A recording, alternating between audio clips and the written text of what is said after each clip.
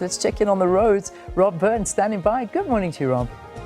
Yeah, thanks, Leanne. Good morning. All you need to know and so much more. Joel Guy here in a moment with your weather. Happy Wednesday, South Africa. Now, yesterday I showed you this and said, look, if you're driving from Durban to Pietermaritzburg, either direction really, but particularly on the Pietermaritzburg side, check it before you travel. You've got roadworks going on at Cliffdale. You've got these big concrete barriers up. So if something breaks down or if something crashes, there's absolutely nowhere to pull those vehicles off. You've got to wait for recovery to get in there through the traffic. And it just elongates the time that it takes to clear, and it just elongates the queue. So it really is a problem. And then yesterday, it went like completely next level bonkers on us.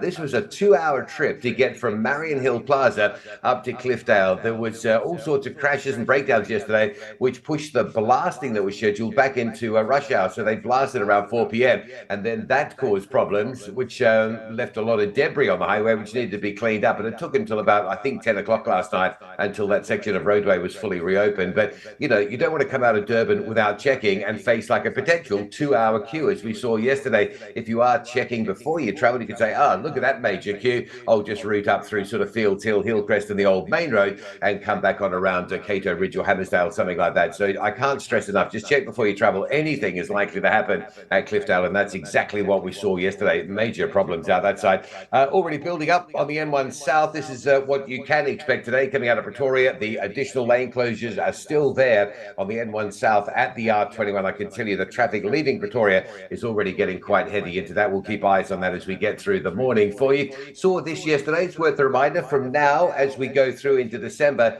and up to the festive break, you're going to see a lot of pressure around the Crown area, Crown, Fordsburg, Mayfair. It's a seasonal thing. There's just a lot of extra shopping that's being done. So between sort of 9 a.m. and 3 p.m., rather than commuting volumes, it's just sort of shoppers and getting into the wholesalers. It is really quite busy in that part of town. That's the Crown area of Joburg. And as we prepare to go into the weather, just want to show you a live look at East London this morning.